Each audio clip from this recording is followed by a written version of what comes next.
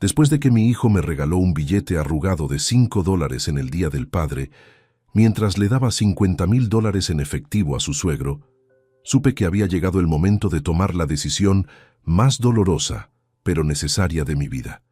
Suscríbete al canal porque la venganza que ejecuté contra mi propia familia te dejará sin palabras. Pero para que entiendas por qué esa decisión fue tan importante, necesito contarte cómo llegué hasta ese punto. Mi nombre es Roberto, tengo 62 años, y durante décadas confundí ser usado con ser amado. Durante años pagué por tener el afecto que debería haber sido gratuito. Y todo culminó ese domingo de junio, cuando mi mundo se desplomó frente a mis ojos. Eran las 2 de la tarde cuando llegué a la casa de mi hijo Daniel para la celebración del Día del Padre. Había trabajado 12 horas extras esa semana para poder comprarle a mi nieto la bicicleta que tanto quería. $400 que representaban mi esfuerzo y mi amor de abuelo. Pero cuando entré a esa casa, lo que vi me partió el alma en pedazos. Ahí estaba Carlos, el suegro de mi hijo, luciendo un Rolex nuevo que brillaba bajo la luz del comedor. $50,000 en su muñeca. Mi hijo Daniel le había regalado ese reloj porque se lo merecía por ser el mejor suegro del mundo. Y mi regalo, un billete de $5 arrugado que mi hijo sacó de su bolsillo trasero como si fuera una limosna. «Gracias, papá, por todo lo que haces por nosotros», me dijo sin siquiera mirarme a los ojos, mientras le decía a Carlos que el Rolex era solo el comienzo de todo lo que se merece. En ese momento, algo se rompió dentro de mí. No era solo la humillación. Era la suma de años entendiendo que había criado a un extraño que no tenía ni una pizca de gratitud por los sacrificios que había hecho por él. Esa noche, sentado en mi apartamento de un dormitorio, el mismo apartamento al que me mudé después de vender mi casa de 4 habitaciones para ayudar a Daniel con su negocio, tomé la decisión más difícil de mi vida. Al día siguiente, cambié mi testamento. Una semana después, llegaron las consecuencias. 23 llamadas desesperadas de Daniel en una sola tarde. Cada timbre de mi teléfono era la confirmación de que había tomado la decisión correcta. Porque finalmente, después de 62 años, había aprendido la diferencia entre ser padre y ser un cajero automático emocional. Pero esta historia apenas comienza. Mi padre siempre me enseñó que la familia viene primero, pero se olvidó de enseñarme que eso debería ser recíproco. Crecí en un hogar donde el sacrificio personal era sinónimo de virtud, donde dar hasta quedarse sin nada se consideraba noble. Tenía 8 años cuando vi a mi padre vender su único traje bueno para comprar medicinas para mi hermana menor. «Los hombres de verdad anteponen a su familia», me susurró esa noche, mientras yo fingía dormir.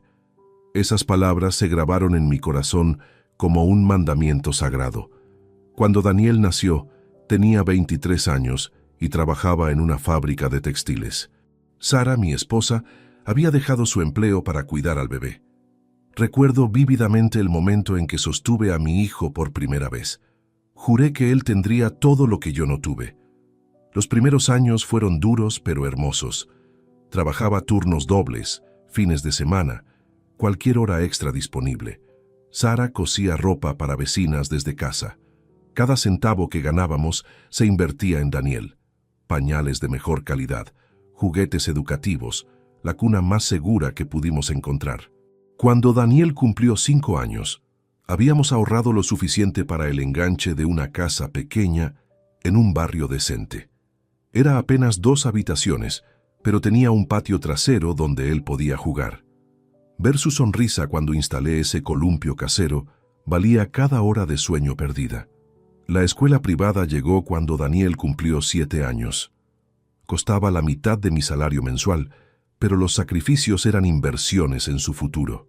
Sara comenzó a trabajar medio tiempo en una panadería para cubrir los gastos extras. Nosotros comíamos frijoles y arroz 4 veces por semana, pero Daniel almorzaba en la cafetería escolar con sus compañeros. Las lecciones de piano fueron su siguiente pasión. $200 mensuales que encontraba haciendo trabajos de plomería los sábados. Mis manos se llenaron de callos y pequeñas cicatrices, pero escucharlo tocar para Elisa por primera vez, me llenó de un orgullo indescriptible. A los 15 años, Daniel quería una guitarra eléctrica. Trabajé 3 meses de horas extras navideñas en el almacén para comprarle la Fender que había visto en la tienda de música. Su abrazo esa Navidad fue la recompensa más dulce que había recibido. La universidad representó el mayor sacrificio de nuestras vidas. Sara y yo refinanciamos la casa, pedimos préstamos, vendimos nuestro único auto para comprar uno más barato, $45,000 en 4 años. Daniel estudiaría administración de empresas en una universidad prestigiosa. Durante esos años universitarios, Daniel venía a casa cada vez menos. Sus nuevos amigos, sus nuevas experiencias, su nueva visión del mundo parecían no incluir nuestro pequeño barrio. Las llamadas se volvieron esporádicas, las visitas obligatorias. Cuando se graduó, conseguí que mi jefe le diera una oportunidad en la empresa. «Es mi hijo», le dije con orgullo. «Ha estudiado para esto». Daniel trabajó ahí 6 meses antes de renunciar para buscar algo mejor. Nunca me agradeció la recomendación. Conoció a Patricia en su segundo empleo, una chica de familia adinerada, con conexiones, con oportunidades. La boda costó $20,000. Sara y yo pagamos cada detalle. El vestido, las flores, el salón, la luna de miel. Es su día especial, nos decíamos mientras firmábamos cada cheque. Los nietos llegaron 2 años después. Gemelos hermosos que llenaron mi corazón de una alegría renovada. Cada fin de semana los cuidaba, mientras Daniel y Patricia salían. Cada cumpleaños, cada Navidad, cada ocasión especial venía acompañada de regalos generosos de mi parte. Pero en algún momento, sin darme cuenta, dejé de ser el padre para convertirme en el proveedor. Las conversaciones se volvieron transaccionales. «Papá, necesitamos ayuda con la hipoteca». «Papá, los niños necesitan uniformes nuevos». «Papá, el auto se averió». Y yo siempre decía que sí, siempre encontraba la manera. Porque eso era lo que un buen padre hacía, ¿verdad? Pero los años me enseñarían una lección amarga. Hay una diferencia abismal entre criar hijos agradecidos y criar hijos que te ven como un recurso inagotable. El primer indicio llegó cuando cumplí 58 años. El primer indicio llegó cuando cumplí 58 años. Sara había fallecido el año anterior tras una larga batalla contra el cáncer. Y yo esperaba que Daniel estuviera más presente durante mi duelo. En cambio, su llamada de felicitación por mi cumpleaños duró exactamente 3 minutos. «Feliz cumpleaños, papá. Oye, necesito pedirte un favor urgente. Los gemelos quieren entrar al club de tenis, pero la inscripción vence mañana. ¿Podrías transferir $5,000? Te prometo que te los devuelvo el próximo mes». No hubo preguntas sobre cómo me sentía, si necesitaba compañía, si había logrado dormir bien desde que perdí a mi compañera de vida. Solo la solicitud directa, envuelta en la urgencia artificial que había aprendido a usar tan bien. Esa noche, mientras transfería el dinero, me quedé mirando una fotografía de Sara. «¿Estoy haciendo algo mal?», le pregunté a su imagen sonriente. Por supuesto, no hubo respuesta, pero algo dentro de mí comenzó a despertar. Los $5,000 nunca regresaron. Como tampoco regresaron los $8,000 que presté para el negocio innovador de Daniel 3 meses después, o los $12,000 para la renovación de su cocina. Cada promesa de devolución se desvanecía como humo, reemplazada por nuevas emergencias que requerían mi intervención financiera. Comencé a llevar un registro discreto. Al principio fue por curiosidad, después por autoprotección. En una libreta pequeña que guardaba en mi mesa de noche, anotaba cada transacción: fecha, cantidad, motivo, promesa de devolución. Las páginas se llenaron más rápido de lo que esperaba. Mientras tanto, las invitaciones familiares comenzaron a seguir un patrón predecible. Cumpleaños de los gemelos donde yo era el encargado de los regalos costosos. Cenas dominicales donde Patricia mencionaba casualmente las próximas vacaciones familiares que no podían costear. Reuniones donde mi presencia se medía por mi capacidad de contribuir económicamente. El contraste se volvió evidente durante el cumpleaños de Patricia. Daniel organizó una fiesta sorpresa en un restaurante exclusivo. 50 invitados, menú de 3 tiempos vino importado. La cuenta llegó a $4,000 y Daniel me miró expectante cuando el mesero trajo la factura. «Papá, ¿podrías encargarte de esto? Sabes que este mes está complicado para nosotros». Pagué sin protestar, como siempre. Pero observé cómo Daniel fotografiaba cada momento, cómo abrazaba a Patricia con orgullo, cómo recibía las felicitaciones de los invitados por organizar una celebración tan espectacular. En ningún momento mencionó que yo había financiado todo. Las señales de alarma se multiplicaron cuando conocí mejor a Carlos, el padre de Patricia. Durante una reunión familiar, descubrí que Daniel hablaba con él de temas que nunca discutía conmigo: inversiones, estrategias de negocio, planes a largo plazo. Carlos recibía consulta y respeto. Yo recibía peticiones y obligaciones. «Carlos me está enseñando sobre el mercado inmobiliario», me contó Daniel durante una de nuestras escasas conversaciones telefónicas. «Tiene una visión increíble para los negocios. Ojalá hubiera tenido un mentor así cuando era más joven». Sus palabras fueron como una bofetada silenciosa. Yo había trabajado 60 horas semanales durante décadas, había construido una carrera sólida desde cero, había financiado su educación y sus sueños.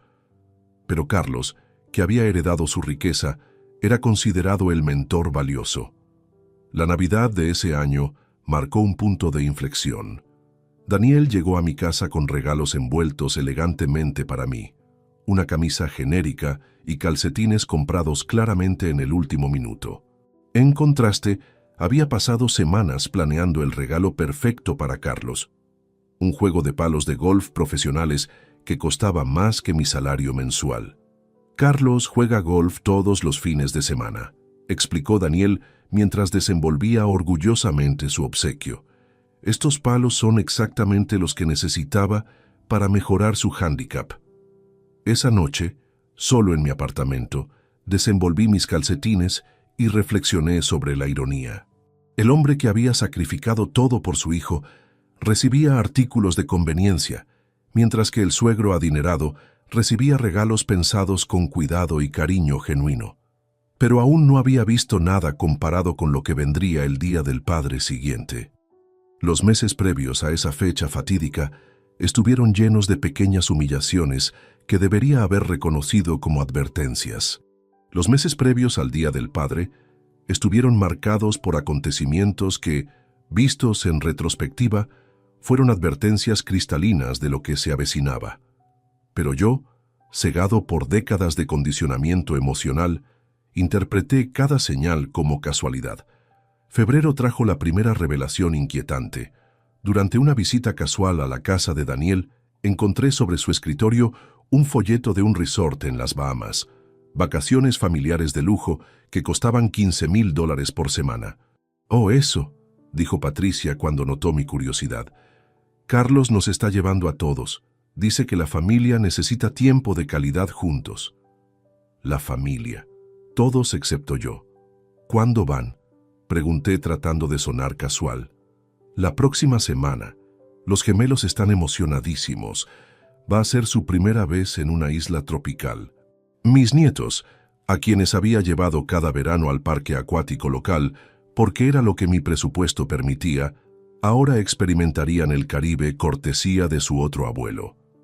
Mientras yo trabajaba horas extras para ahorrar $100 para sus regalos de cumpleaños, Carlos financiaba aventuras que crearían recuerdos de por vida. Marzo reveló otra disparidad dolorosa. Los gemelos mencionaron durante nuestra llamada dominical que habían empezado clases de equitación. «El abuelo Carlos dice que montar caballos nos enseñará disciplina y elegancia», explicó mi nieta con la inocencia propia de sus 8 años. Clases que costaban $300 mensuales por niño. $600 que Daniel aparentemente encontraba fácilmente cuando se trataba de actividades sugeridas por Carlos, pero que se convertían en montañas imposibles cuando yo sugería salidas familiares. Abril me trajo una lección sobre jerarquías familiares que no esperaba. Durante el cumpleaños de uno de los gemelos, llegué con el regalo que había elegido cuidadosamente: un set de construcción educativo que había visto admirar en una tienda. Mi regalo fue puesto a un lado casualmente, sin mucha ceremonia. Pero cuando Carlos llegó con su obsequio, una bicicleta eléctrica de $500, toda la atención se concentró en él. Fotografías, abrazos, exclamaciones de asombro. «Abuelo Carlos, eres el mejor. Esta bicicleta es increíble», gritó mi nieto mientras Carlos sonreía con satisfacción paternal. Daniel grabó en video cada segundo de la reacción de su hijo hacia el regalo de Carlos.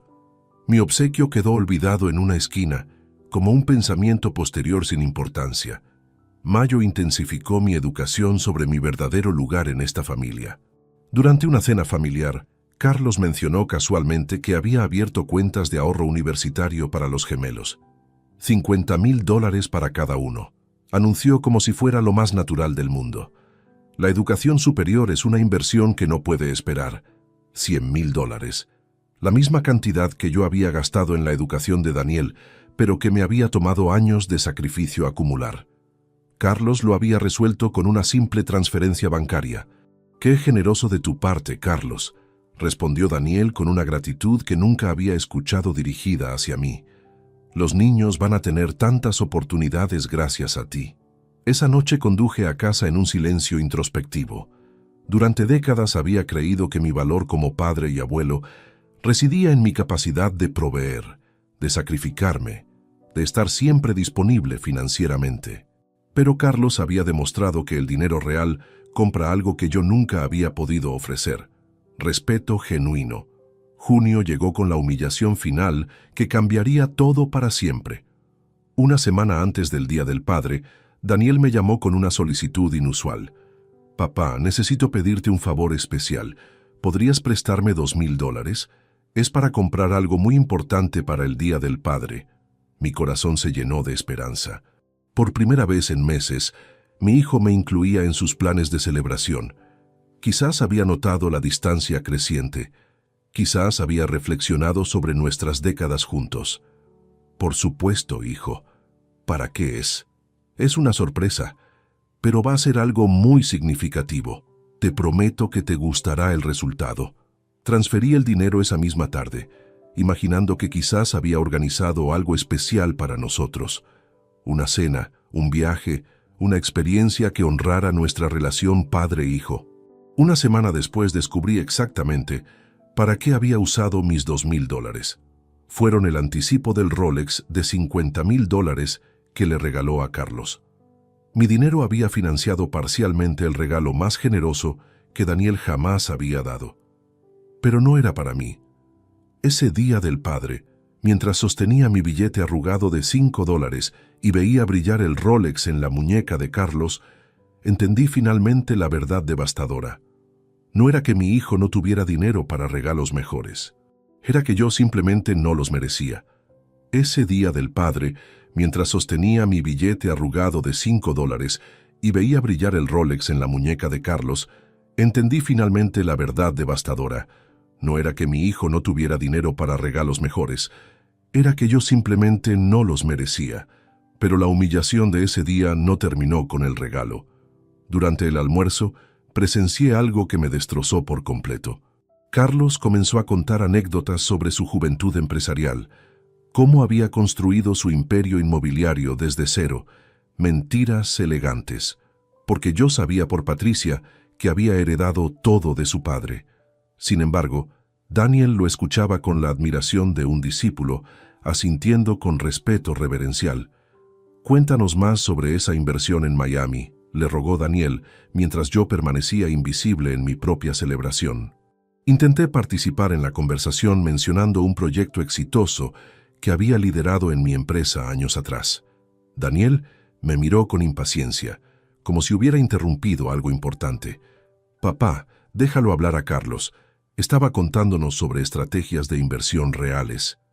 Estrategias de inversión reales, como si mis 30 años de experiencia laboral fueran juegos de niños comparados con las aventuras financieras heredadas de Carlos.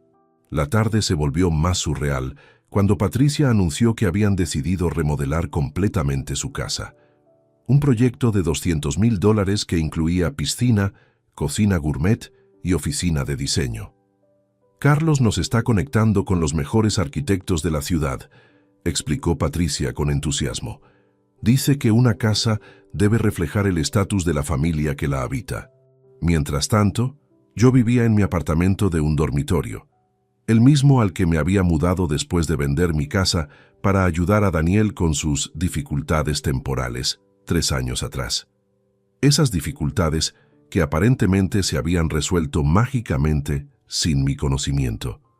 ¿Y cómo van a financiar todo eso?, pregunté con curiosidad genuina. Daniel intercambió una mirada significativa con Patricia antes de responder. Tenemos nuestras fuentes. Carlos nos está enseñando sobre apalancamiento inteligente.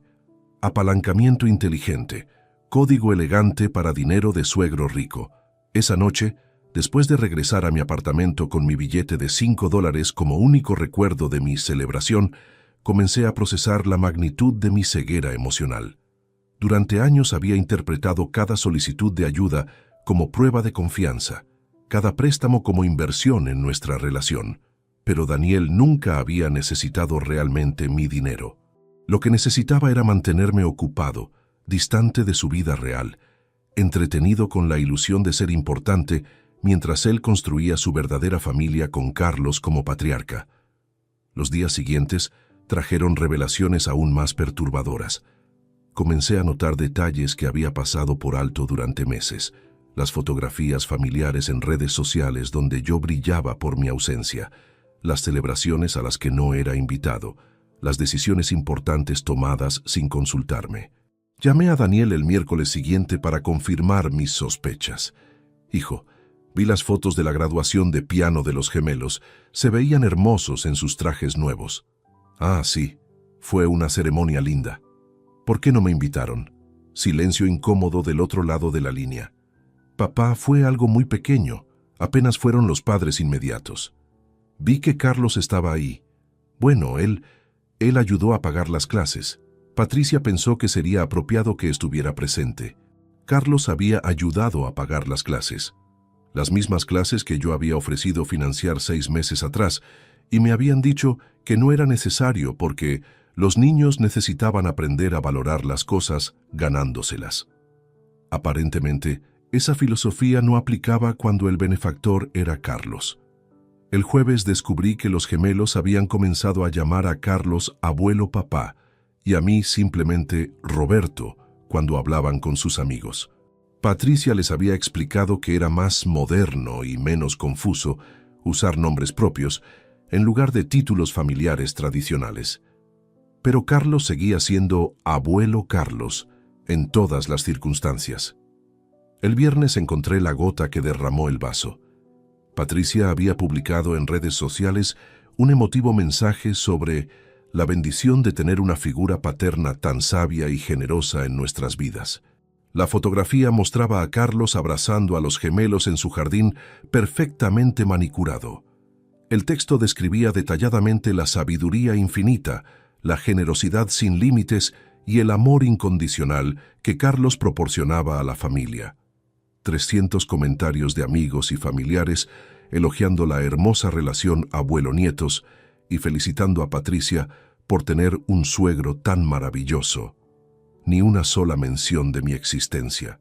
Como si 50 años de sacrificios, préstamos, cuidados y amor hubieran sido borrados de la historia familiar.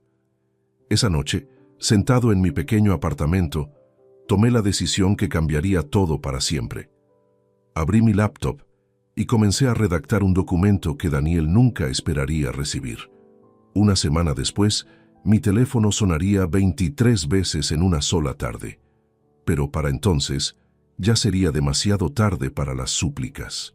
Esa noche, sentado en mi pequeño apartamento, abrí mi laptop y comencé a calcular exactamente cuánto había invertido en mi relación con Daniel durante los últimos 10 años. Los números que aparecieron en mi pantalla me dejaron sin aliento. $137,000 en préstamos nunca devueltos, $43,000 en emergencias familiares, $26,000 en regalos para los gemelos, el enganche de su casa, los pagos del auto, las vacaciones, la remodelación del baño, el equipo de sonido, la computadora nueva de Patricia, $206,000, Mi herencia completa de Sara se había evaporado financiando la vida cómoda de un hijo que me regalaba billetes arrugados en mi día especial. Pero no era solo el dinero lo que me destrozaba, era la comprensión súbita de que había sido sistemáticamente reemplazado en mi propia familia. Carlos no solo había usurpado mi lugar, lo había hecho con mi financiamiento involuntario. Cada vez que yo prestaba dinero para una crisis temporal, ese dinero liberaba recursos para que Daniel impresionara a Carlos.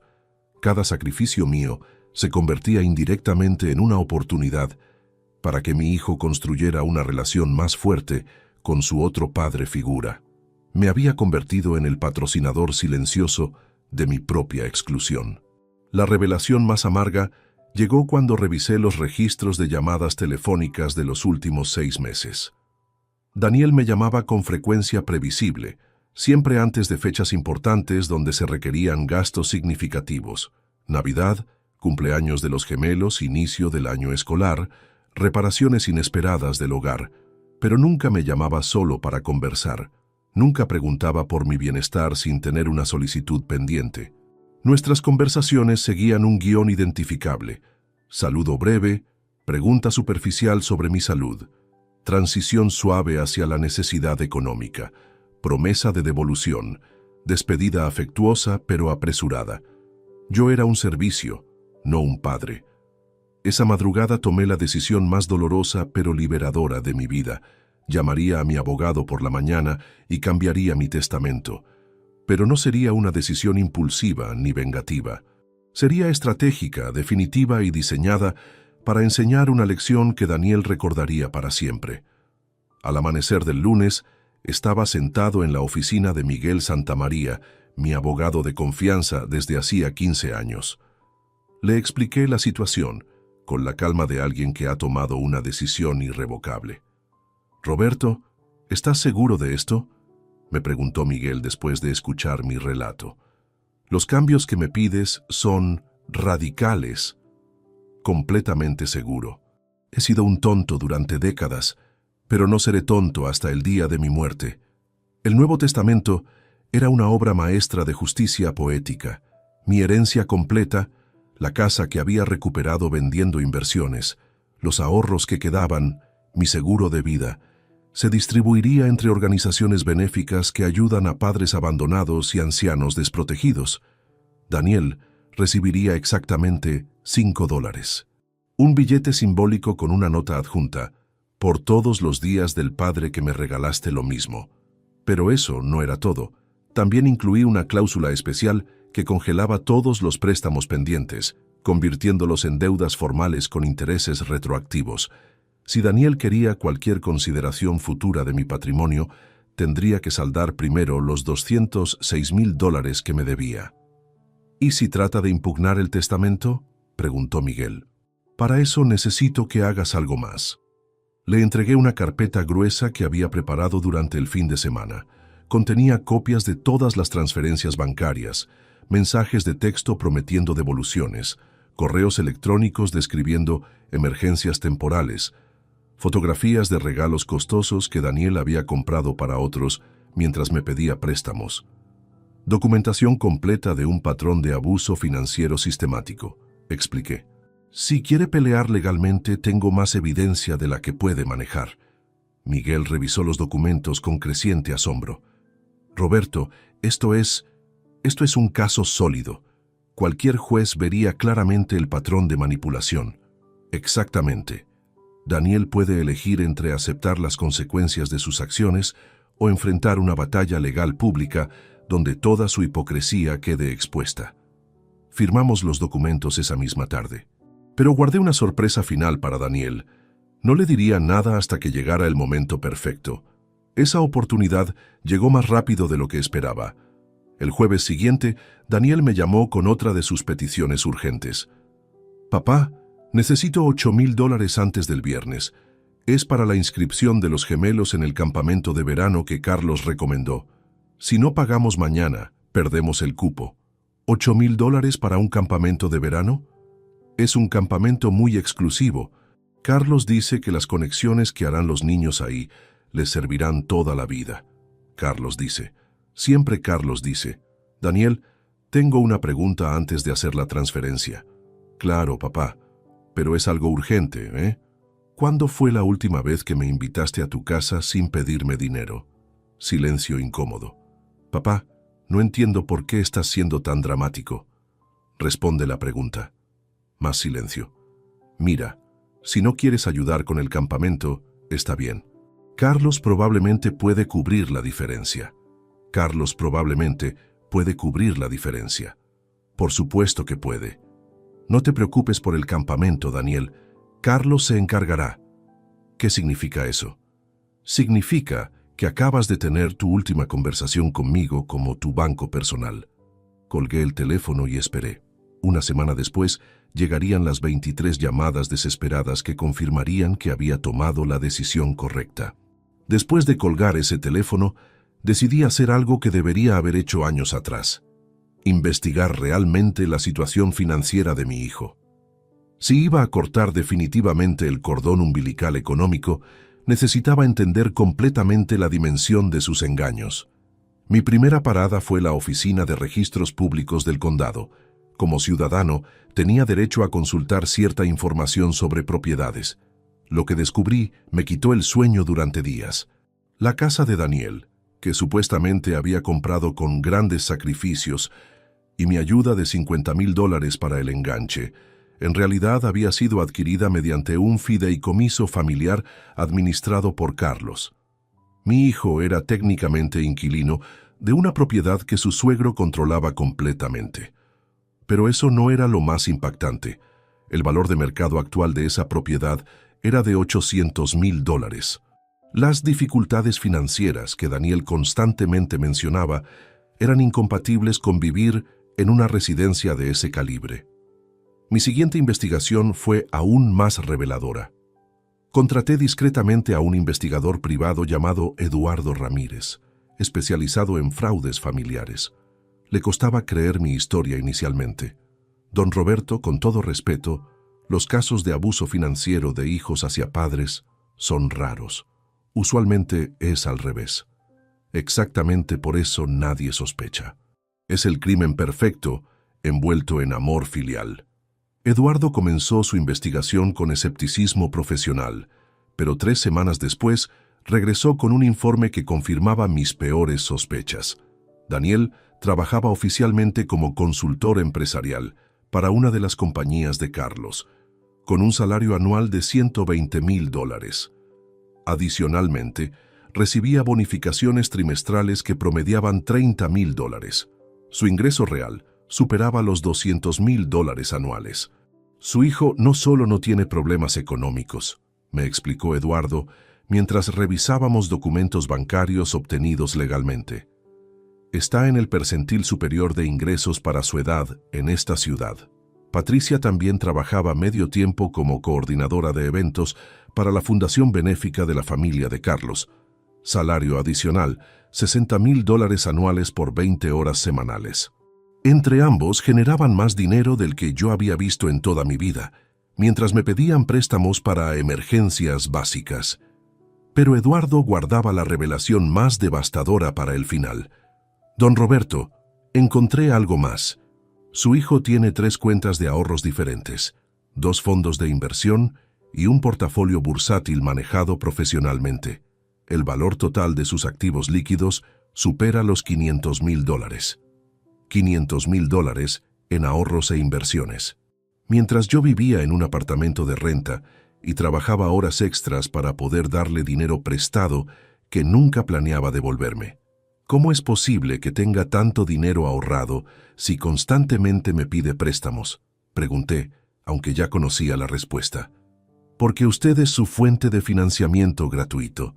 Cada vez que le presta dinero para gastos corrientes, él puede mantener intactas sus inversiones y ahorros. Es una estrategia financiera brillante, aunque éticamente repugnante». La siguiente fase de mi investigación se centró en Carlos y su verdadera relación con Daniel. Lo que descubrí explicaba finalmente la dinámica familiar que había observado durante años. Carlos no había simplemente adoptado a Daniel como yerno favorito por casualidad.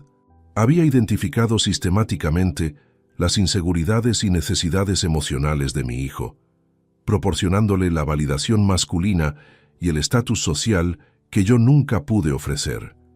Daniel no solo recibía dinero de Carlos, recibía identidad, prestigio y acceso a círculos sociales exclusivos. A cambio, actuaba como el hijo que Carlos nunca tuvo, el heredero de sus empresas y la continuación de su legado. Yo era tolerado en esta ecuación únicamente como proveedor financiero secundario. Mi función era mantener ciertos gastos familiares cubiertos para que Carlos no tuviera que preocuparse por gastos menores. Era subcontratista emocional y económico en la vida de mi propio hijo. Eduardo también descubrió algo que me rompió el corazón, pero me llenó de determinación. Daniel había estado planeando desde hacía 2 años oficializar legalmente su adopción por parte de Carlos. Los gemelos cambiarían sus apellidos, él heredaría formalmente las empresas y yo sería completamente eliminado de la estructura familiar. Tiene documentos preparados para cuando usted ya no esté presente, me informó Eduardo delicadamente. ¿Se refiere a cuando muera? Exactamente. Su hijo ha estado esperando ese momento para formalizar su nueva identidad familiar sin complicaciones emocionales. Esa noche, revisando todos los documentos que Eduardo había recopilado, entendí que mi hijo no solo me había estado robando dinero durante años, me había estado robando tiempo, dignidad y la oportunidad de tener una relación auténtica con mis nietos. Cada préstamo que yo hacía sostenía una mentira más grande. Cada sacrificio mío permitía que Daniel viviera una doble vida donde yo era simultáneamente indispensable e invisible. Pero había llegado mi turno de jugar estratégicamente. Llamé a Eduardo para una última solicitud. Necesito que documentes todo esto de manera legal. Cada transacción, cada mentira, cada manipulación. Vamos a construir un caso tan sólido que cuando mi hijo descubra lo que he hecho, no tenga absolutamente ninguna defensa. El momento de la verdad estaba aproximándose, y esta vez Daniel descubriría que subestimar a su padre había sido el error más costoso de su vida. Con toda la información recopilada por Eduardo, diseñé un plan que no solo me protegería financieramente, sino que expondría a Daniel ante las consecuencias reales de sus acciones. No sería venganza emocional, sería justicia calculada. Mi primer movimiento fue contactar al banco donde tenía mi cuenta principal. Solicité una reunión con la gerente, Carmen Vázquez, quien me conocía desde hacía 15 años por mis depósitos constantes y mi historial crediticio impecable. Señor Roberto, ¿en qué podemos ayudarle hoy? Carmen, necesito establecer protecciones específicas en mi cuenta. Alguien ha estado abusando de mi confianza financieramente y requiero medidas preventivas inmediatas. Le mostré parte de la documentación que Eduardo había preparado. Sus ojos se abrieron gradualmente mientras procesaba la magnitud del abuso sistemático. Esto es increíble. Su propio hijo ha estado... Exactamente. Y necesito asegurarme de que no pueda continuar haciéndolo. Carmen me ayudó a implementar varias salvaguardas, códigos de seguridad especiales para cualquier transacción mayor a $500, alertas automáticas por transferencias. Y lo más importante, un bloqueo total para cualquier persona que no fuera yo mismo. Mi siguiente parada fue la oficina de un contador forense, Ricardo Méndez, especializado en recuperar dinero perdido por fraude familiar. Ricardo había manejado casos similares y entendió inmediatamente mi situación. Don Roberto, lo que su hijo ha hecho técnicamente constituye fraude financiero, incluso entre familiares. Los préstamos sin intención de pago, especialmente cuando se obtienen mediante engaños, son prosecutables legalmente. ¿Qué opciones tengo? Podemos iniciar un proceso de recuperación de activos. Si su hijo tiene $500,000 en inversiones como indica el informe, podríamos congelar esos fondos hasta resolver la deuda que mantiene con usted. La idea me llenó de una satisfacción que no había experimentado en años. Daniel había jugado con fuego financiero y ahora descubriría que las llamas podían quemarlo, pero mi golpe maestro sería diferente. En lugar de proceder legalmente de inmediato, decidí darle una oportunidad final de demostrar si quedaba algo del hijo que había criado con tanto amor. Esa oportunidad llegó cuando Daniel me llamó nuevamente, 3 días después de nuestra última conversación tensa. Papá, lamento si sonó mal la vez pasada.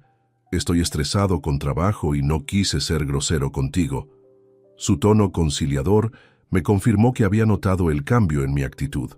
Pero sus siguientes palabras revelaron que aún no comprendía la gravedad de la situación. Mira, olvídate del campamento de verano. Pero los gemelos necesitan uniformes nuevos para el colegio. Solo son $2,000. ¿Podrías ayudarnos con eso? $2,000. Después de todo lo descubierto, aún tenía la audacia de pedirme dinero como si nada hubiera cambiado. Daniel, tengo una propuesta diferente. ¿Qué tipo de propuesta? Quiero que vengas a mi apartamento este sábado. Solo tú. Sin Patricia, sin los gemelos. Necesitamos tener una conversación seria sobre nuestra relación. Papá, no necesitamos drama familiar. Si puedes ayudar con los uniformes, perfecto. Si no, entiendo. No es drama, Daniel. Es una conversación que debimos tener hace años. Ven el sábado a las 3 de la tarde, o nunca más tendremos otra oportunidad de hablar como padre e hijo. El silencio del otro lado me indicó que había captado la seriedad de mi tono. Está bien, iré el sábado. Esa semana preparé meticulosamente la confrontación. Organicé todos los documentos de Eduardo en carpetas cronológicas. Imprimí estados bancarios mostrando cada transferencia que había hecho. Preparé una presentación que mostraría a Daniel exactamente cómo había sido manipulado durante años. Pero también preparé una alternativa compasiva. Si Daniel demostraba arrepentimiento genuino, si reconocía completamente su comportamiento y se comprometía a cambiarlo, estaría dispuesto a reconstruir nuestra relación bajo términos completamente diferentes. Sin embargo, tenía el presentimiento de que esa opción no sería necesaria. El sábado llegó con lluvia torrencial. Daniel apareció en mi puerta exactamente a las 3, luciendo impaciente y ligeramente irritado por haberse mojado. Papá, espero que esto no tome mucho tiempo. Patricia organizó una cena familiar y prometí estar de vuelta para las 6. Una cena familiar a la que yo no había sido invitado. Por supuesto. Siéntate, Daniel. Lo que tengo que mostrarte cambiará nuestra relación para siempre. Coloqué la primera carpeta sobre mi pequeña mesa de comedor. Contenía registros bancarios de los últimos 5 años, destacando en amarillo cada transferencia que había hecho hacia él. ¿Qué es esto?, preguntó mientras hojeaba los documentos. Es un inventario completo de todos los préstamos que te he hecho, $206,000 en total. Su rostro palideció ligeramente, pero mantuvo la compostura. Papá, si esto es sobre dinero, podemos hacer un plan de pagos. No has terminado de ver todo. Abrí la segunda carpeta. Contenía las copias de sus estados financieros que Eduardo había obtenido legalmente. Daniel se quedó inmóvil cuando vio sus propios documentos bancarios desplegados frente a él. $500,000 en activos, $200,000 en ingresos anuales, cuentas de inversión florecientes. ¿Cómo obtuviste esto? La pregunta correcta es, ¿por qué me mentiste durante años sobre tu situación económica?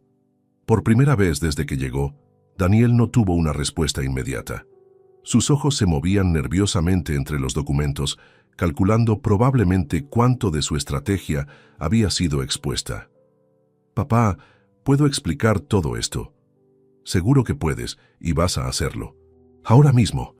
Pero antes de que pudiera responder, le mostré la tercera carpeta, la más devastadora de todas.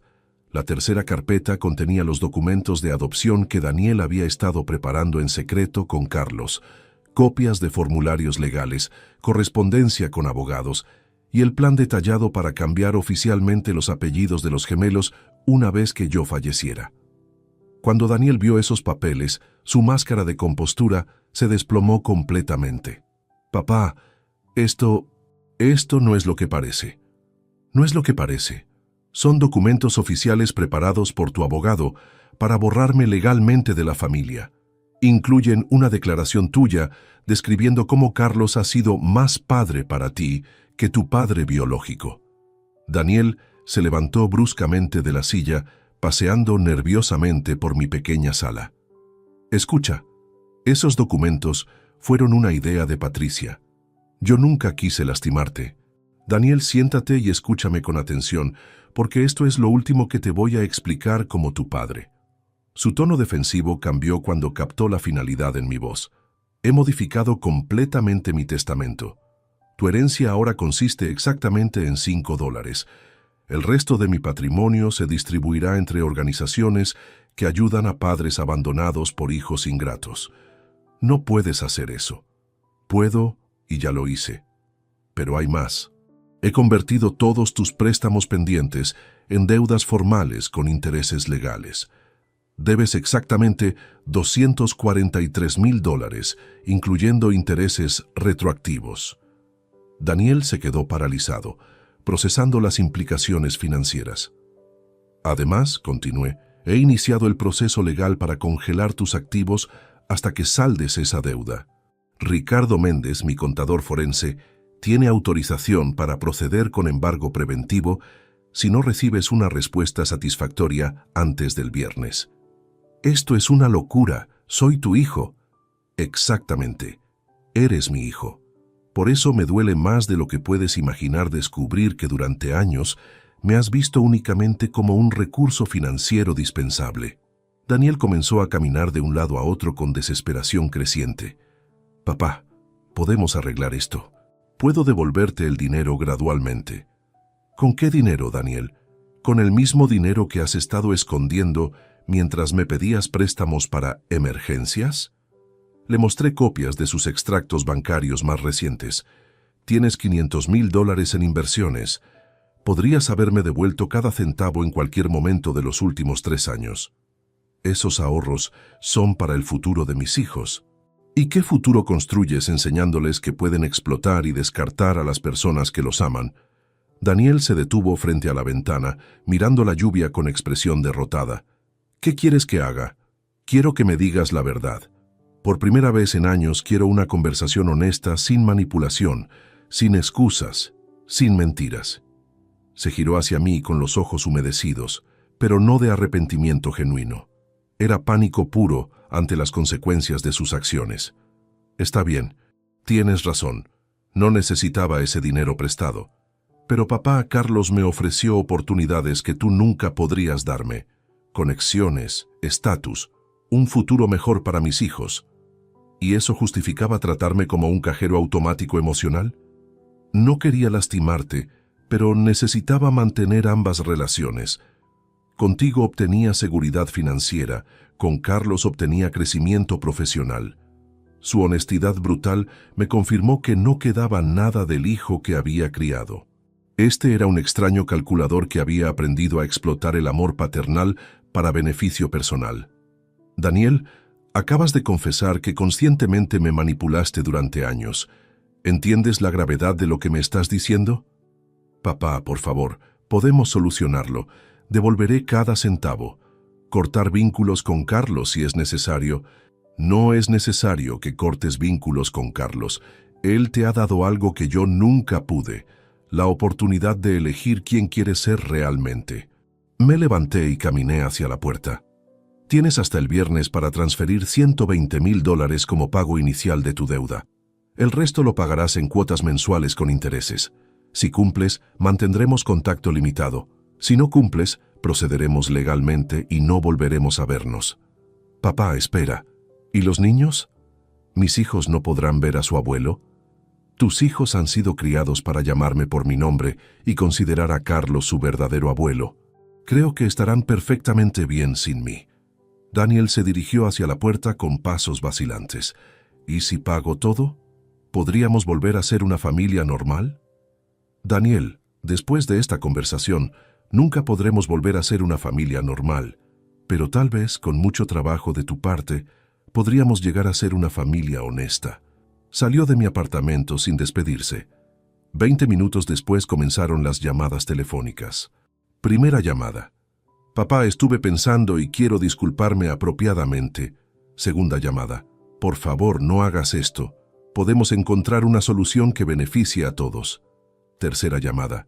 Patricia está llorando, Los niños preguntan por qué el abuelo está enojado. Cuarta llamada. Carlos dice que puedes estar cometiendo un error legal. Tal vez deberías reconsiderar. Para la 10ª llamada, dejé de responder. Para la 20ª llamada, desconecté el teléfono. El viernes llegó sin transferencia bancaria alguna. El lunes, Ricardo Méndez procedió con el embargo preventivo. Esa tarde, Daniel apareció en mi puerta con una expresión que nunca había visto antes. Terror financiero real. Pero ya era demasiado tarde para lágrimas o súplicas. El martes por la mañana, mientras revisaba los documentos del embargo preventivo que Ricardo había ejecutado exitosamente, escuché 3 golpes firmes en mi puerta. No esperaba a nadie, y después del drama de los últimos días, cualquier visita inesperada me ponía en alerta. Al abrir, encontré a una mujer elegante de aproximadamente 40 años, con cabello castaño perfectamente peinado y ropa que evidenciaba buen estatus económico. No la reconocí inmediatamente. ¿Señor Roberto Mendoza? Sí, ¿en qué puedo ayudarla? Mi nombre es Sofía Herrera. Soy la hermana de Carlos y necesito hablar urgentemente con usted sobre su hijo Daniel y mi hermano. La hermana de Carlos. Mi primera reacción fue sospechar que venía como emisaria para negociar algún tipo de tregua o arreglo financiero, pero algo en su expresión me sugirió que sus intenciones eran diferentes. Adelante, le dije, ofreciéndole asiento en mi modesta sala. Sofía miró alrededor del apartamento con una mezcla de curiosidad y algo que parecía respeto genuino. Señor Roberto, lo que tengo que contarle va a cambiar completamente su perspectiva sobre lo que ha estado sucediendo en su familia. Se acomodó en el sillón y respiró profundamente antes de continuar. Mi hermano Carlos no es la persona que aparenta ser. Durante los últimos 3 años, he estado documentando secretamente sus actividades porque sospechaba que algo estaba terriblemente mal. Sacó una carpeta de su elegante bolso de cuero. Carlos ha estado ejecutando lo que yo llamo una adopción emocional hostil de su hijo Daniel. Es un patrón que ha repetido con otros hombres jóvenes en el pasado. ¿Qué significa eso exactamente? Sofía abrió la carpeta y me mostró fotografías, documentos y lo que parecían ser transcripciones de conversaciones. Mi hermano identifica a hombres jóvenes con potencial profesional, pero con inseguridades emocionales relacionadas con figuras paternas. Los seduce sistemáticamente con dinero, oportunidades y validación masculina que sus padres reales no pueden proporcionar. Las fotografías mostraban a Carlos con diferentes jóvenes a lo largo de los años, siempre en el mismo patrón. Cenas exclusivas, regalos costosos, introducción a círculos sociales selectos. ¿Cuál es su objetivo final? Control absoluto. Carlos nunca se casó ni tuvo hijos biológicos, pero ha adoptado informalmente a 6 jóvenes durante los últimos 15 años. Todos terminaron distanciados completamente de sus familias originales.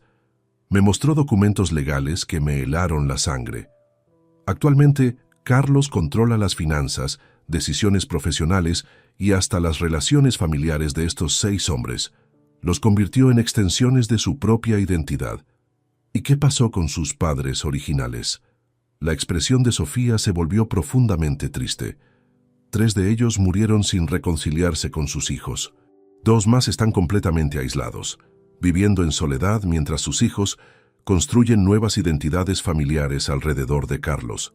El 6º es su hijo Daniel. Mi corazón comenzó a latir aceleradamente mientras procesaba las implicaciones. Señor Roberto, su hijo no eligió abandonarlo conscientemente. Ha sido víctima de una manipulación psicológica sofisticada diseñada específicamente para crear dependencia emocional hacia mi hermano. Sofía me mostró grabaciones de audio que había obtenido secretamente durante cenas familiares en casa de Carlos. Escuche esto, es de hace 6 meses. La voz de Carlos sonaba clara en la grabación. Daniel, tu padre representa tu pasado mediocre.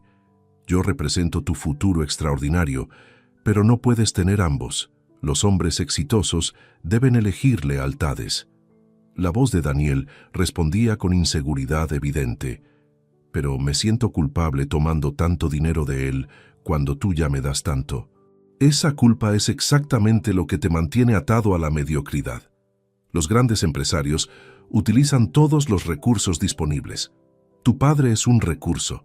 Yo soy una oportunidad. Detuve la grabación con manos temblorosas. ¿Por qué me está mostrando esto? ¿Por qué ahora? Porque mi hermano ha ido demasiado lejos esta vez. Los documentos de adopción que preparó para Daniel incluyen transferir legalmente la custodia de sus nietos a él si algo le sucede a Daniel o Patricia. ¿Qué? Carlos está planeando convertirse oficialmente en el tutor legal de sus nietos. Esos niños crecerán creyendo que mi hermano es su verdadero abuelo y usted nunca existió. La información era devastadora, pero también explicaba comportamientos que no había logrado entender completamente. ¿Cómo detuvo a sus otras víctimas? No las detuve a tiempo, pero con Daniel aún hay esperanza. El embargo que ejecutó ayer fue perfecto. Carlos perdió control sobre las finanzas de Daniel por primera vez en años. Sofía sacó un teléfono grabador de su bolso. Anoche escuché una conversación telefónica entre Carlos y Daniel que lo cambiará todo. Presionó play y escuché la voz furiosa de Carlos. ¿Cómo permitiste que tu padre descubriera nuestros arreglos financieros? Te dije que mantuvieras esa relación completamente separada. Daniel sonaba desesperado. No sabía que estaba investigando. Nunca pensé que tendría recursos para contratar profesionales. Ahora tendré que acelerar los planes de adopción. Si tu padre continúa interfiriendo, podríamos perder el control de toda la situación. ¿Qué quieres que haga? Convéncelo de que retroceda. Usa a los niños, usa emociones, usa lo que sea necesario. Si no funciona, procederemos con la alternativa que discutimos. Carlos, no sé si puedo hacer eso a mi propio padre. Daniel, tienes que elegir definitivamente, él o yo. No puedes seguir jugando en ambos campos. La grabación terminó y el silencio llenó mi pequeña sala. ¿Cuál es esa alternativa que mencionaron? Sofía me miró con expresión grave. Carlos ha contratado abogados para declararlo mentalmente incompetente. Planea usar el cambio súbito en su testamento y las acciones legales recientes como evidencia de deterioro mental senil. ¿Puede hacer eso? Con suficiente dinero y abogados especializados, puede intentarlo. Y si tiene éxito, Daniel recuperaría control de su herencia mientras usted sería internado en una institución. La manipulación era más profunda y siniestra de lo que había imaginado. Carlos no solo estaba robando hijos, estaba destruyendo familias sistemáticamente. Señora Sofía, ¿por qué está arriesgándose a ayudarme? Porque he visto lo que mi hermano le hizo a 5 familias anteriores. No puedo permitir que destruya una sexta.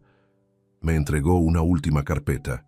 Ya aquí está toda la evidencia que necesita para exponer completamente las operaciones de Carlos.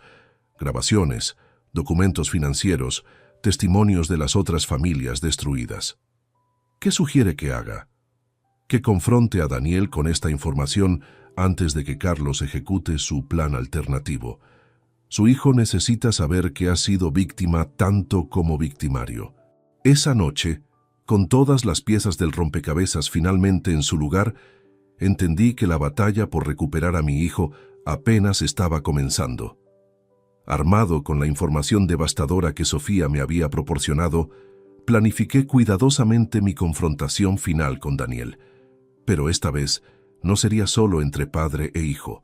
Sería una intervención completa para liberarlo de la manipulación sistemática de Carlos. Llamé a Daniel esa misma noche, después de que Sofía se marchara. Necesito verte mañana por la mañana. Es urgente y no puede esperar. Papá, si es sobre el dinero ya hablé con Patricia. Estamos buscando opciones para liquidar algunas inversiones. No es solo sobre dinero, Daniel. Es sobre tu vida entera y el futuro de tus hijos. El tono grave de mi voz debió alertarlo porque aceptó reunirse sin más protestas. A las 10 de la mañana del miércoles, Daniel llegó a mi apartamento luciendo demacrado. Los últimos días habían cobrado factura visible en su apariencia. Tenía ojeras profundas y una tensión facial que nunca le había visto antes. Siéntate, Daniel. Lo que voy a mostrarte va a cambiar tu comprensión sobre todo lo que has vivido los últimos 3 años. Coloqué sobre la mesa las grabaciones que Sofía había compartido conmigo, comenzando con la más reveladora. La conversación donde Carlos describía su estrategia de adopción emocional hostil. Mientras Daniel escuchaba su propia voz siendo manipulada expertamente por Carlos, su expresión evolucionó de confusión a horror creciente. Esto no puede ser real. Carlos nunca me vio como un proyecto. Escucha la grabación completa antes de juzgar. Durante los siguientes 20 minutos, Daniel escuchó cómo Carlos discutía fríamente sus técnicas de control psicológico, cómo había identificado sus inseguridades específicas y cómo había planeado sistemáticamente su alejamiento de mí. He repetido este proceso 6 veces, escuchamos decir a Carlos en una grabación. La clave está en hacerlos creer que están eligiendo libremente, cuando en realidad están siguiendo un guión que yo escribí. Daniel se levantó bruscamente, comenzando a caminar en círculos por mi pequeña sala. No es posible. Él genuinamente se preocupa por mí, por mi carrera. Le mostré los documentos que Sofía había compartido sobre las 5 víctimas anteriores de Carlos. Aquí están los nombres y historias de los otros hombres que Carlos adoptó antes que tú. Todos siguieron exactamente el mismo patrón. Daniel leyó los expedientes con creciente agitación. Las similitudes eran innegables. Jóvenes profesionales con potencial, padres de clase trabajadora, distanciamiento gradual de familias originales, dependencia económica y emocional total hacia Carlos. Pero yo no soy como ellos. Mi relación con Carlos es diferente. ¿Diferente cómo? Porque te prometió heredar sus empresas. Eso mismo le prometió a los otros 5.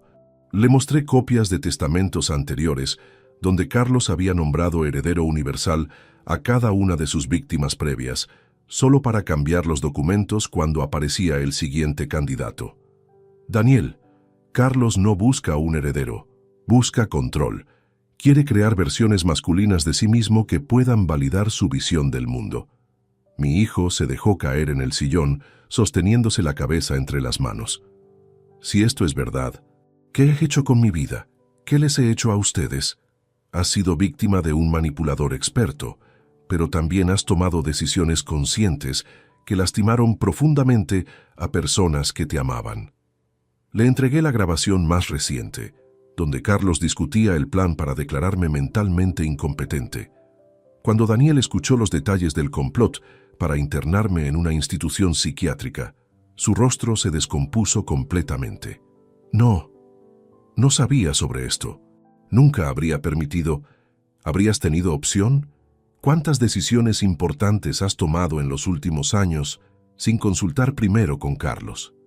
El silencio que siguió fue más elocuente que cualquier respuesta. Papá, ¿cómo puedo arreglar esto? ¿Cómo puedo deshacer tanto daño? Primero necesitas entender completamente la situación. Sofía me advirtió que Carlos acelerará sus planes ahora que el embargo financiero lo puso nervioso. Le expliqué los documentos de adopción que incluían transferir la custodia legal de los gemelos a Carlos. Tus hijos crecerán creyendo que Carlos es su verdadero abuelo. Tú serás gradualmente marginado de sus vidas, igual como yo fui marginado de la tuya. Daniel se puso pálido. ¿Los documentos ya están preparados? Según Sofía, sí. Solo necesitan tu firma, que Carlos obtendrá mediante alguna justificación emocional o financiera. ¿Qué puedo hacer para detenerlo? Primero tienes que elegir definitivamente. No puedes mantener ambas lealtades. O reconstruyes tu relación conmigo y proteges a tus hijos, o continúas siendo marioneta de Carlos. Daniel se quedó contemplando por la ventana durante varios minutos. Si elijo romper con Carlos, perderé todo. El trabajo, la casa, las conexiones sociales, todo mi estilo de vida actual. ¿Y qué ganas manteniendo ese estilo de vida? No sé. Ya no estoy seguro de nada. Le entregué una propuesta que había preparado durante la noche. Estas son mis condiciones para reconstruir nuestra relación. No son negociables. Daniel leyó el documento con atención creciente.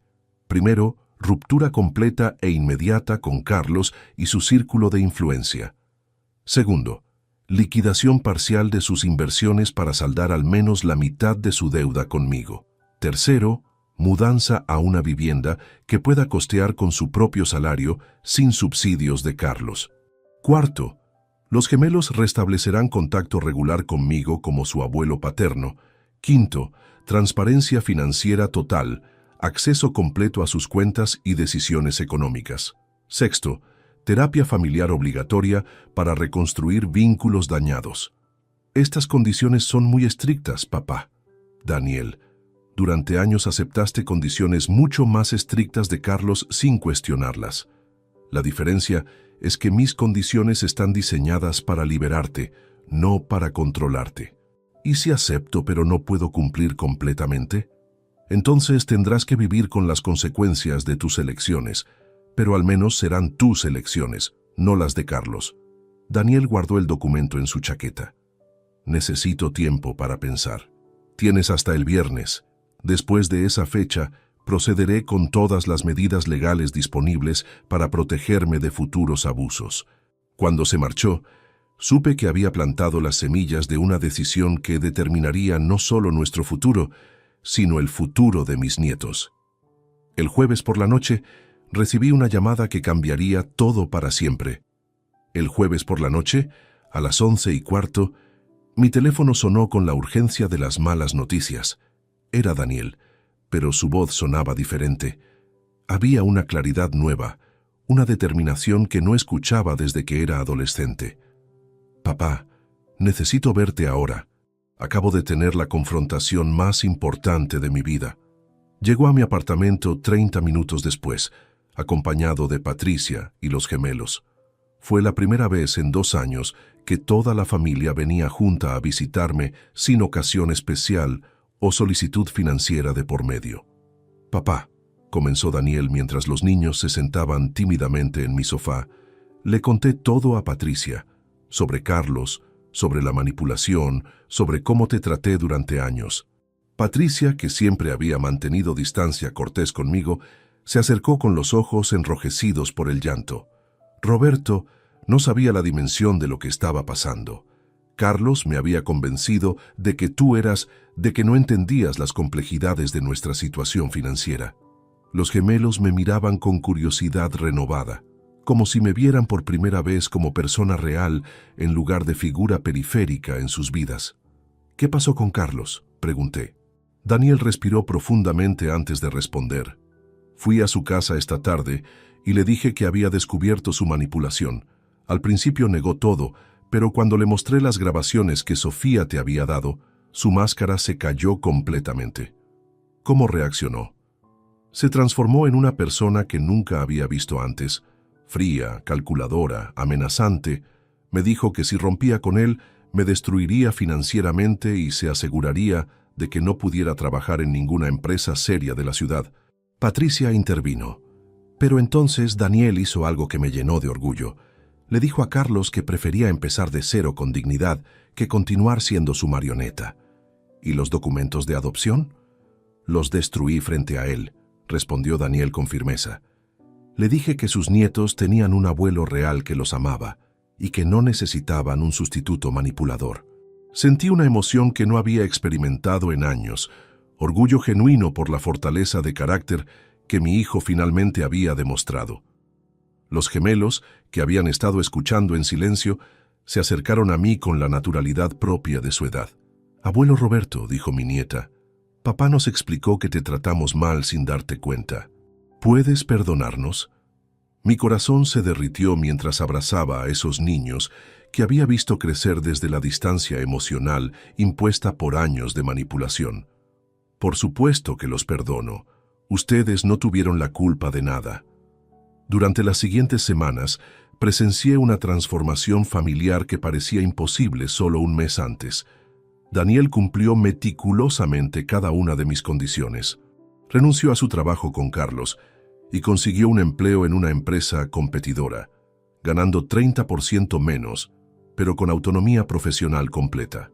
Vendió la casa que técnicamente pertenecía a Carlos y se mudó a una residencia modesta, pero completamente propia. La liquidación parcial de sus inversiones generó $150,000 que transfirió inmediatamente para saldar la mayor parte de su deuda conmigo. Establecimos un plan de pagos para los restantes $93,000, pero los cambios más significativos fueron emocionales. Daniel comenzó terapia individual para procesar años de manipulación psicológica.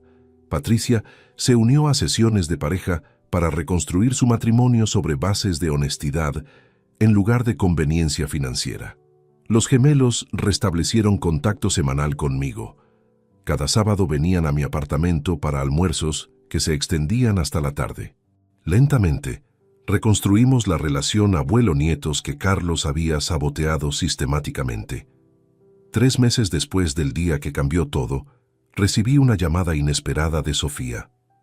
«Roberto, tengo noticias importantes sobre mi hermano». «¿Qué pasó?» «Carlos está siendo investigado por la Fiscalía. 2 de sus víctimas anteriores presentaron denuncias formales por fraude financiero y manipulación psicológica sistemática». ¿Qué significa eso? Significa que su patrón de abuso finalmente está siendo expuesto públicamente. El testimonio de Daniel será crucial para el caso. Daniel no dudó en cooperar completamente con las autoridades. Su declaración detallada sobre los métodos de Carlos ayudó a construir un caso sólido que resultó en investigaciones criminales y civiles. 6 meses después, Carlos fue condenado por múltiples cargos de fraude, manipulación financiera y abuso psicológico sistemático. Sus víctimas recuperaron gran parte del dinero robado y, más importante, varias familias comenzaron procesos de reconciliación similar al nuestro. Hoy, un año después de esa humillación del Día del Padre que casi me destruye, puedo decir que fue la bendición disfrazada más importante de mi vida. Daniel y yo hemos reconstruido nuestra relación sobre fundamentos completamente nuevos: respeto mutuo, honestidad radical y límites claros pero amorosos. Ya no soy su recurso financiero de emergencia, sino su padre respetado y consultado. Patricia se convirtió en una nuera genuinamente cariñosa una vez que la influencia tóxica de Carlos fue eliminada. Los gemelos me llaman abuelo, con el afecto natural que debería haber existido siempre. Mi nueva vida incluye actividades que había abandonado durante años, de servir como cajero automático familiar. Me uní a un club de ajedrez, comencé clases de baile, y hasta empecé a salir ocasionalmente con una viuda encantadora llamada Elena que conocí en la biblioteca. La lección más valiosa que aprendí es que el amor verdadero requiere límites saludables. Durante décadas confundí ser usado con ser amado, ser necesitado con ser valorado. Aprendí que un padre puede amar profundamente a sus hijos sin permitir que lo exploten o lo irrespeten. Daniel también cambió radicalmente. Se convirtió en un hombre más auténtico, más presente con su familia, más agradecido por las bendiciones reales en lugar de las artificiales. Su éxito profesional actual es genuino, basado en mérito propio, en lugar de conexiones manipuladoras. Los domingos almorzamos juntos como familia, pero ahora las conversaciones incluyen consultas reales sobre decisiones importantes, gratitud expresada regularmente y el reconocimiento mutuo de errores pasados y crecimiento presente. Mi testamento fue modificado nuevamente, restaurando a Daniel como heredero principal, pero con cláusulas que protegen tanto mi dignidad como su integridad. Las lecciones aprendidas se formalizaron en términos legales que benefician a ambas generaciones. A los 63 años, descubrí que nunca es demasiado tarde para reclamar tu dignidad, establecer límites saludables y enseñar a las personas que amas la diferencia entre ser amado y ser usado. Mi historia demuestra que a veces el acto más amoroso que un padre puede hacer es decir no más y mantener esa posición hasta que el respeto sea restaurado. El amor verdadero no se mendiga, no se compra y definitivamente no se gana a través del sacrificio constante de la propia dignidad. ¿Qué te pareció esta historia de transformación y recuperación de la dignidad personal? ¿Has vivido alguna situación similar en tu familia? Déjanos en los comentarios tu opinión sobre cómo Roberto manejó esta crisis familiar y no olvides suscribirte al canal para más historias como esta. También regálanos un like si esta historia te emocionó tanto como a nosotros.